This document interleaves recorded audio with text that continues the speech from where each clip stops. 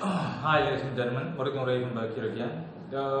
This video is the first of another series that I'm going to do. I already did astrology and now I'm going to do tarot card readings, or not tarot card readings, just tarot cards overall. Specifically, the deck I myself use, not a physical deck, it is a virtual online digital deck. The Major Arcana deck, which I find the most beautiful. And since there are 24 cards in that deck, okay, I'm going to treat, or I'm going to highlight three and elaborate on three cards, okay, in numerical order, a video. So in total, since there are 21 cards, there are going to be 7 videos, and this is the first one of set 7.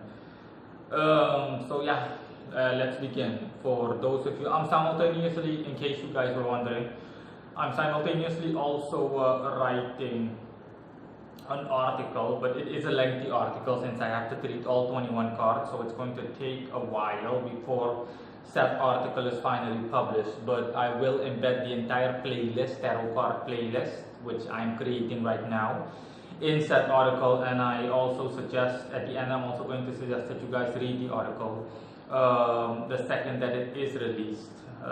Okay. And in any case, so I'm doing these videos first. Let's get down to it.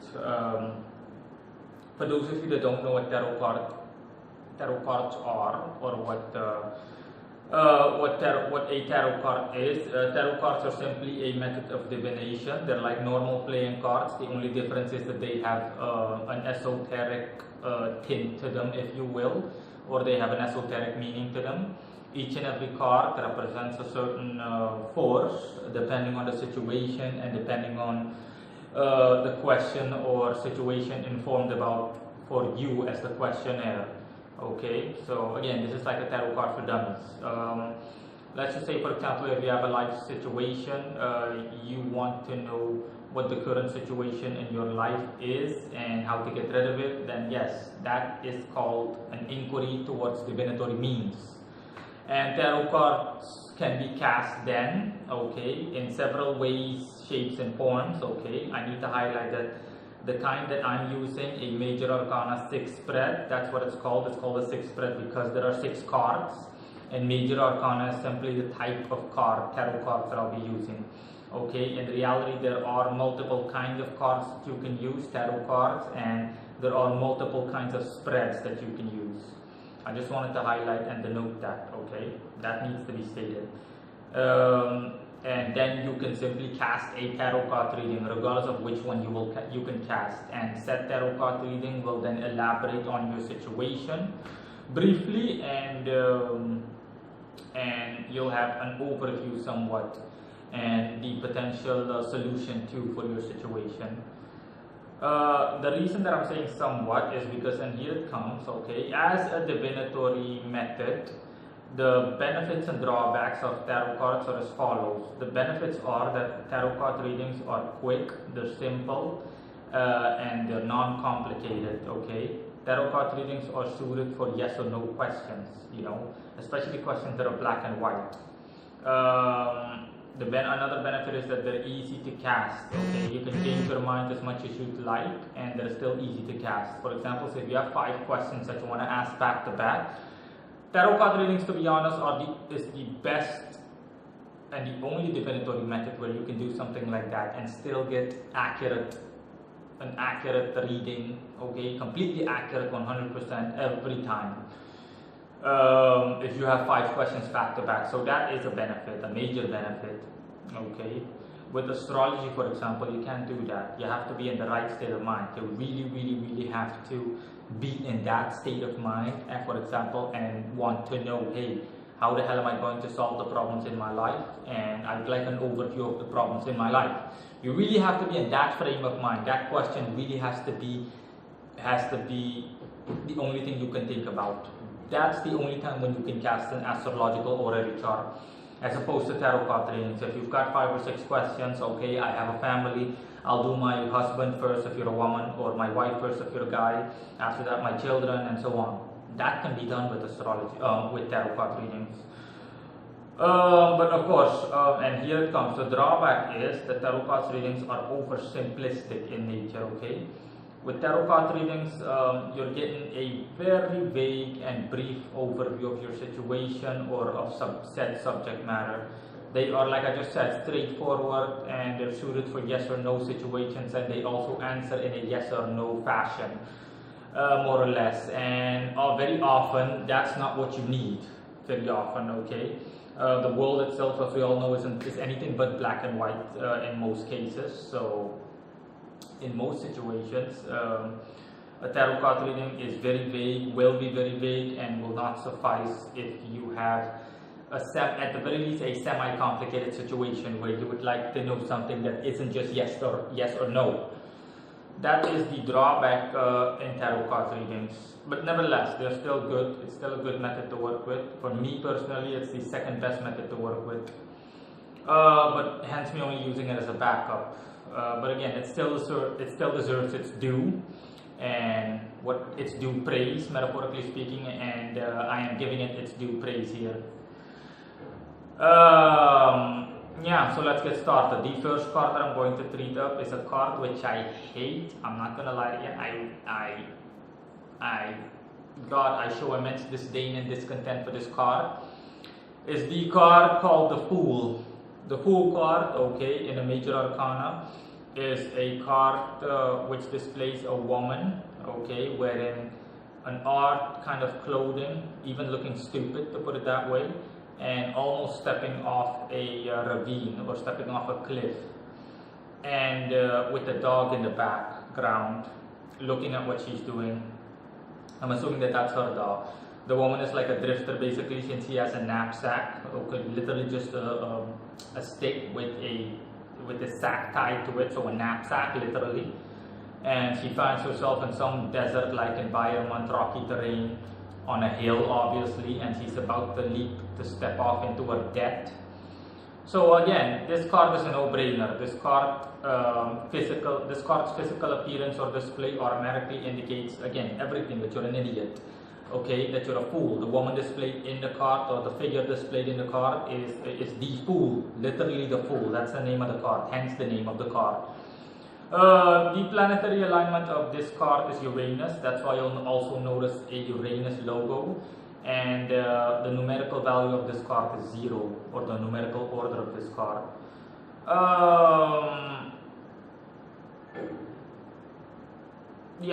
And relating to this card, okay, this card, and generally speaking, I hate this card because this card, when it appears in any reading, okay, in a major position, for example, it appears as an answer, okay, in a 6-card spread, it appears as the likely outcome, or anything like that, or it appears as the card being what's going against you, so forces working against your favor, not in your favor.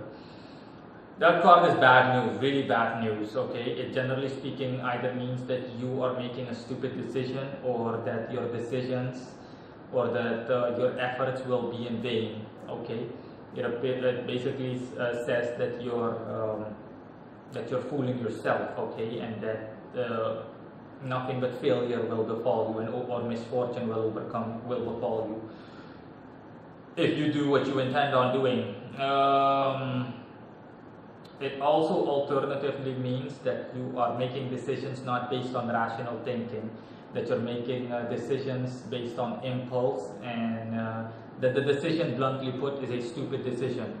It's not a well thought out decision, and ergo it will not benefit you in the long run as well as in the short run. That's from a negative perspective. From a positive perspective,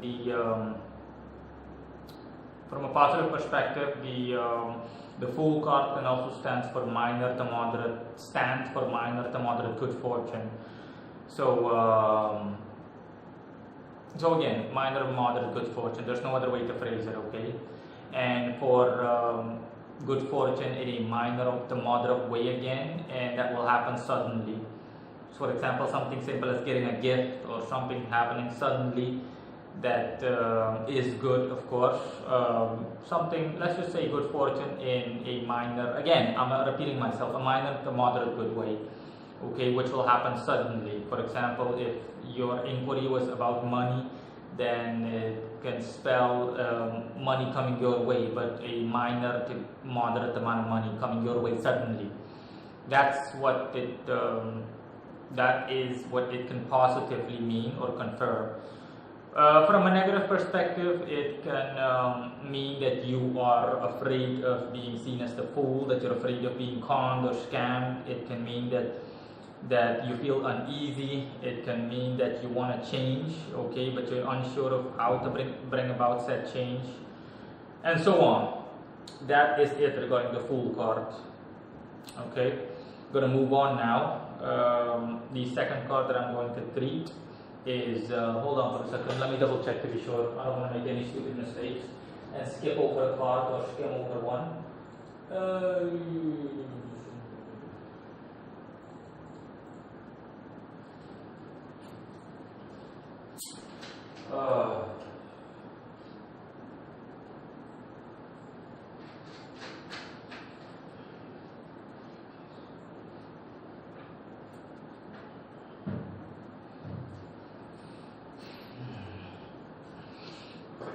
Yeah, I'm sorry, I had to drink something. Throat's dry. Holy crap.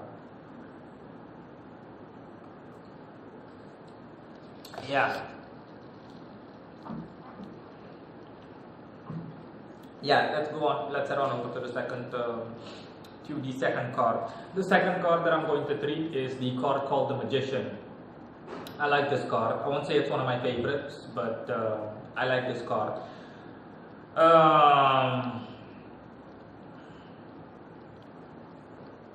Yeah, the Magician. The Magician is signified by the planet Mercury, and its numerical order / value is 1. The Magician, again, the Magician is a good card, okay, generally speaking. The Magician has no real drawbacks. From a neutral perspective, the Magician signifies either you, okay, or someone else, okay, someone that you know, for example, someone that you've approached to do business with, or someone that will guide you, for example, a mentor or a mentor-like figure, possessing the willpower and the drive to get things done, you know, taking initiative. That's what the Magician signifies. If it's an occult query, okay, a question relating to the occult, then yeah, the Magician will literally spell for you the magician, okay, that occult person or that occultist working in your favor. That's it from a neutral perspective, okay. And it all depends. If, for example, the card is something that you feel about or what you want most right now, it simply stands for you wanting the willpower or wanting that person to pull through for you. And if that card is, for example, your fears card, the third card in a 6-card spread, major arcana, your fears, if the Magician comes up as your fears, it simply stands for you not being sure if that person can be trusted or not, okay, or if that person being skeptical about what that person can deliver for you. Yeah, this card is pretty straightforward, okay. This card is signified by Mercury because Mercury has the same, basically the same attributes, or at least some of the attributes that this card signifies. It simply stands for general willpower and a can-do attitude. That's it from a neutral perspective. From a negative perspective, okay, it's more like I just mentioned, okay, more of the same, but you're seriously asking yourself if that person can be trusted.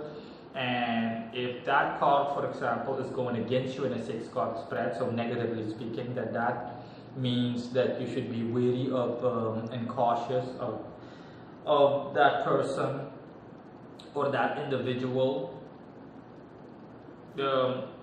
what he or she is doing for you, what that individual has in store for you. It can mean, for example, that person's actions will lead to changes that you don't agree with, or changes that you're not ready for, okay. A simple example is of situations where the Magician comes up. In my personal life, for example, the Magician comes up as a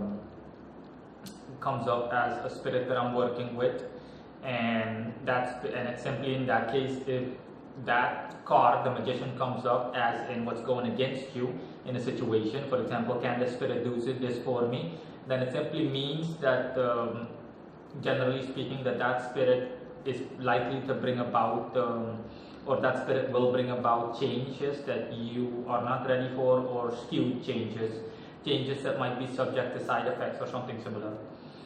That is an example of the Magician. And again, the benefits, like I've already said, the benefits are already that everything that person will pull through for you, and that person is like a proper mentor, and that person is simply someone you can count on, a reliable, dependent person. Those are the benefits of the Magician. There is not really anything else that can be said about that. So I'm going to move on to the second one, and the last one that I'll be treating in this video. The second card, the third card, since I covered the Fool the first and the Magician as the second card. The tertiary and the last card that I'll be doing in this video is the High Priestess. The High Priestess is signified by the number 2 as numerical order / value, and its planetary alignment or correspondence is the Moon. Alright, just for the record, the Magician appears literally just as someone practicing magic, a magician, an occultist, a magician with occult-based or magician-based tools, okay, standing behind an altar. This card, the High Priestess, okay, signifies a beautiful woman, okay, wearing see-through clothing partially, so almost semi-erotic, having a semi-erotic undertone, and just being in kind of like a bedroomish, like having a bedroomish background, okay, almost like a muse or someone similar, and having the moon up ahead appear, okay, a crescent moon albeit a crescent moon. And she holds a scroll in her hand. The High Priestess, again, the entire physical appearance of said card, or the physical display of said card, the High Priestess is all about intuition, and it's all about clairvoyance and insecurity on a negative level. The High Priestess is more of a neutral card. There are no real drawbacks associated with the High Priestess, regardless of where the High Priestess appears, okay? The High Priestess from a neutral perspective, okay, if it appears in a neutral way, it simply stands for you either feeling intuitive or clairvoyant, or wanting to know the secret to something, or wanting to know the answer to something. You want a secret to be revealed to you, okay, something that you don't know about. That's what the High Priestess stands for from a neutral perspective. From a positive perspective, the High Priestess,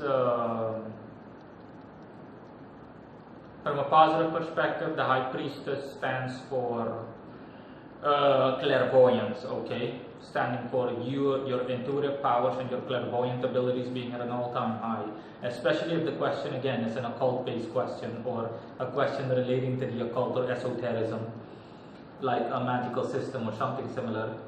If the High Priestess, negatively speaking, is going against you, the only potential thing that can mean is that you're insecure. It all depends too on the situation, obviously, and the question itself, the inquiry. But generally speaking, if the High Priestess is going against you, it means that you are insecure.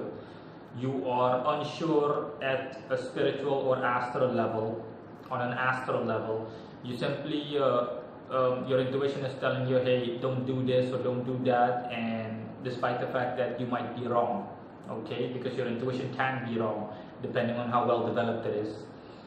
And yeah, that is pretty much it. So logically, I don't have to explain the planetary alignment. The moon deals with these matters. So hence this card having a lunar display and lunar affinity, because the moon also deals with these same kind of matters, dealing in clairvoyance and so on. It's not the only one, but it is one of the strongest ones. And the numerical value has no real connection. It's just its numerical value or order, card order. So that is it relating to this first video. I'll see you guys for future series.